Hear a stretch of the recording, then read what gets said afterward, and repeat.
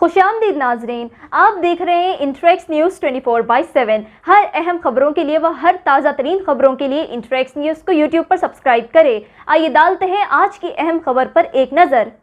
इस GHMC election 2020 को मद्देनज़र रखते हुए पार्टीज मुख्तलिफ तरीक़ों और कोशिशें कर रहे हैं वोट्स हासिल करने। बीजेपी लीडर जो हैदराबाद के लोकल इलेक्शन में हिस्सा लेने आए, जैसे जेपी नड्डा, योगी आदित्यनाथ, संबित पात्रा, अरविंद और दीगर लीडर्स के तकरीरों में एक ही बात अक्सर दोहराई जा रही थी। हैदराबाद का नाम बदलकर भाग्यनगर करना चाह रहे थे।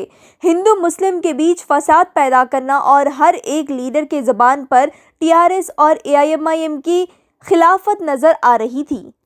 वो नाराज हो गए, भाग्यनगर बोलने से नाराज हो गए कि भाग्यनगर क्यों बोला गया, क्योंकि उनको अगर वो भाग्यनगर बोलते हैं तो निजाम का फोन आता है कि आप भाग्यनगर इस्तेमाल मत करें। मैं तो बड़े गर्व से भाग्यनगर का इस्तेमाल करूंगा, भाग्यनगर बोलूंगा भी। मगर केटीआर जी जो 2 दिन पहले कह रहे थे कि नाम बदलना नहीं चाहिए, नाम में क्या रखा है, और वो नाराजगी जाहिर कर रहे थे, ये उचित नहीं। बंधुगण, आज आप जानते हैं Bharatiya Janata party BJP development और विकास के मुद्दे पर चुनाव लड़ रही है और greater Hyderabad municipal corporation GHMC का चुनाव लड़ रहे हैं। किंतु दुर्भाग्य का विषय है कि जहां तक परिवार और उसके दोस्त का सवाल है, वो जीएचएमसी का चुनाव नहीं लड़ रहे हैं, वो एफएफएमसी प्राइवेट लिमिटेड का चुनाव लड़ रहे हैं। एफएफएमसी प्राइवेट लिमिटेड मतलब फैमिली फ्रेंड प्राइवेट लिमिटेड। हम जीएचएमसी का चुनाव लड़ रहे हैं और वो एफएफएमसी फैमिली फ्रेंड प्राइवेट लिमिटेड का चुनाव लड़ रहे हैं। ये एक परिवार और एक दोस्त का कॉरपोरेशन है, ये इनकी प्रॉपर्टी है, पर्सनल प्रॉपर्टी है। इस प्रकार से इस चुनाव को ये परिवार और उनका दोस्त देख रहा है।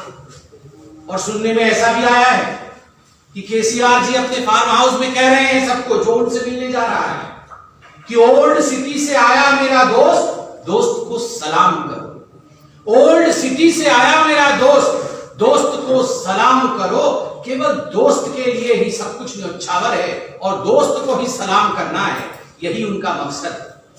आज भाग्यनगर के बुद्धिमान जनता को, भाग्यनगर के अति महत्वपूर्ण जनता को मैं एक बात, भाइयों बहनों, लोग मुझसे पूछ रहे थे क्या हैदराबाद भाग्यनगर हो सकता है। मैंने कहा क्यों नहीं, उन्होंने कहा कैसे। हमने कहा देखिए, उत्तर प्रदेश में भारतीय जनता पार्टी की सरकार आई, हमने फैजाबाद को अयोध्या कर दिया, हमने इलाहाबाद को प्रयागराज कर दिया, वहां पे गंगा यमुना को पवित्र नदियां मिलती हैं, कुंभ का भव्य आयोजन होता है, हमने इसका नाम प्रयागराज किया, उसका वही पौराणिक नाम था। तो फिर इसका वास्तविक नाम भाग्यनगर क्यों नहीं हो सकता। अगर यहां पर यहाँ की जनता भाग्यनगर, मित्रों, कोई जाति मत और मजहबी व्यवस्था नहीं, ये सांप्रदायिक नाम भी नहीं।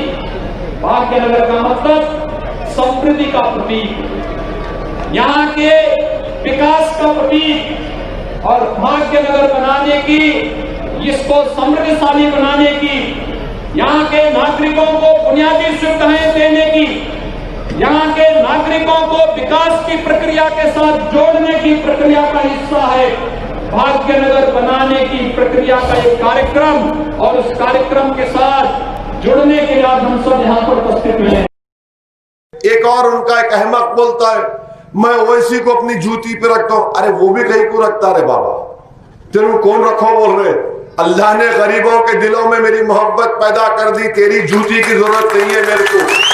तू एक दिन आएगा, अपनी जूती उठाकर अपने सर पे मारेगा और अपने बाप से जाके पूछ, तुम्हारा बाप मेरे को भाईजान पुकारता।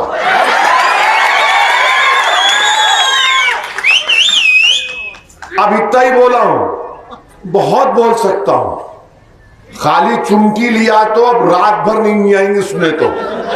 इस वास्ते हैदराबाद के हैदराबादियों से बोलते खुजाना नहीं, खुजाए तो खुजली खुजाने वाले को हो जाती। हमको बोल रहे अरे हैदराबाद में तुम क्या करे बताओ ना, कौन सा फ्लाईओवर में पैसे दिए, पानी की लाइन को क्या दिए, कुछ नहीं। खाली हैदराबाद से उतरते कि हैदराबाद का नाम बदल देते। अरे तुम्हारी नस्लें खत्म हो जाएंगी, हैदराबाद का नाम हैदराबाद रहेगा इंशाअल्लाह ताला। और आपको हैदराबाद की आवाम को मैं पैगाम दे रहा हूं, ये इलेक्शन यकीनन कई उसूलों पर, कई इशूज पर होगा। अगर आप ये इलेक्शन मुकाबला हो रहा है हैदराबाद और भाग्यनगर का नाम रखने वालों से, अगर आप हैदराबाद को हैदराबाद रखना चाहते हैं तो आप मंजलिस के निशान पतंग पर मोहर लगाइए और इंशाअल्लाह ताला अल्लाह हैदराबाद को ही कामयाब करेगा। अल्लाह हैदराबादियों को कामयाब करेगा। नाम बदल देंगे, हर जगह नाम बदल देंगे। अरे तुम्हारा नाम बदल जाएगा मगर हैदराबाद का नाम नहीं बदलेगा इंशाअल्लाह ताला। ये इनकी सोच है। वो चीफ मिनिस्टर आ गए यूपी से, उन्हें बोल रहे मैं नाम बदल देता हूं। अरे भाई साहब आप क्या ठेका लेके रखे? अच्छा इनसे पूछो ताजमहल कौन बनाया? तो वो नहीं मुगल बादशाह नहीं बनाया, वो कोई और बनाए थे, हमारे आदमी बनाए थे, इसलिए उस वहां पे। अरे हर चीज पे तक। अब कुतुब मीनार बोले नहीं वो भी नहीं है, क्या क्या अब कल बोलेंगे नहीं चार मीनार कोई और बनाया था। अरे चार मीनार को आरे कल आए तो देखो कितना खूबसूरत चार मीनार है, वो देखो कैसा उसके चार मीनारे हैं, कितनी खूबसूरत इमारत है, कितना सुकून है वहां पे। मर नहीं कोई बोलता मैं किले पे अपना झंडा लहराऊंगा। अरे झंडा का क्या लहराएंगे तुम? किला हमारा है, वो सियासी किला हमारा है, वहां पे तिरंगा लगा हुआ है। इससे बड़ा झंडा कौन सा है तुम्हारे पास? ना तुम्हारा झंडा लगेगा ना तुम्हारा डंडा चलेगा। यहां पर मंजलिस थी और रहेगी इंशाअल्लाह ताला। 6.5 साल में कोई कर्फ्यू तो छोड़ो, टेंशन नहीं हुआ। तमाम लोग मिलकर काम कर रहे हैं और बीजेपी हैदराबाद के अमन को खराब करना चाहती है। मैं पुलिस से कह रहा हूं आप कैसा बुक कर रहे हैं, इनके पीछे क्या है मालूम करो। आप शहर के अमन को हमको और आपको बचा के रखना है और हम अपने शहर के अमन को मजबूत रखेंगे और इंशाअल्लाह ताला यहां से पहले से ज्यादा तादाद में मंजलिस के अराकीन बल्दिया कामयाब होंगे इंशाअल्लाह ताला। मेरी आप तमाम से गुजारिश है कि बीजेपी के इस नफरत के पैगाम को रिजेक्ट करिए, मुस्तरद करिए। इनके पास दिखाने को कुछ नहीं है।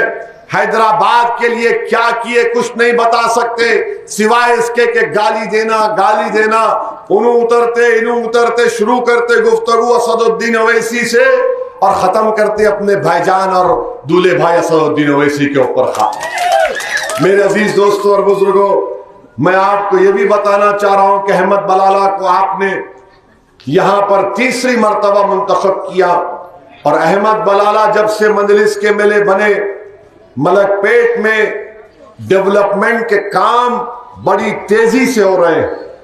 अहमद बलाला और मजलिस इत्तेहादुल मुस्लिमीन ने यहां पर सबको साथ लेकर काम कर रहे हैं, किसी को छोड़ नहीं रहे, सबको खरीद करके सबका साथ लेकर हर एक की जो काम है उनके तरक्की के काम है महलों में काम करवाए जा रहे हैं।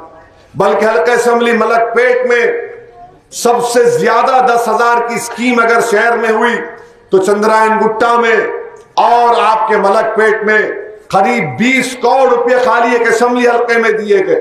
मैं मानता हूं कि और भी देना बाकी है, मगर ये मंजलिस की नुमाइंदगी पर इतनी बड़ी तादाद में ये काम हुआ है।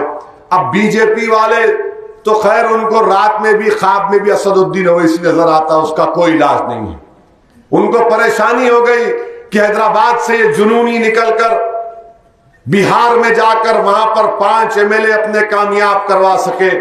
मेरे भाई, बिहार में हमने मेहनत की और ये कामयाबी इसलिए मिली बिहार में क्योंकि 1960 में हमारे बुजुर्गों ने जिस शमा को, जिस चिराग को रोशन किया था, आज उसी चिराग को जो अल्लाह ने बचा कर रखा, उन बुजुर्गों ने हमको ये हुनर सिखा दिया कि बातिल ताकतों के तूफान में भी तुम उस चिराग को जला के रखना। हमने बातिल ताकतों के तूफान में भी इस चिराग को जला कर रखा और इस चिराग की रोशनी अल्हम्दुलिल्लाह बिहार की सरजमीन पर पड़ी और बिहार की सीमांचल की गरीब आवाम ने मजलिस इत्तेहादुल मुस्लिमीन को अपने सीने से लगाया और 5 अरकान असेंबली मजलिस के वहां से कामयाब हो गए। मेरे अजीज दोस्तों और बुजुर्गों, इस कामयाबी के सिलसिले को हमको और आपको जारी और सारी रखना है। पहले से ज्यादा तादाद में मेरी आपसे गुजारिश है कि अपने वोट का इस्तेमाल करिए। मैं तमाम से अपील कर रहा हूं, हमारे हिंदू भाइयों से, हमारे मुसलमान भाइयों से, दलित भाइयों से, बैकवर्ड क्लास के हमारी खवातीन से कि आप सब मिलकर आइए और मजलिस को सपोर्ट करिए, मजलिस के उम्मीदवार को कामयाब करिए। शुक्रिया। अस्सलाम वालेकुम। Subscribe now and press the bell icon. Never miss an update.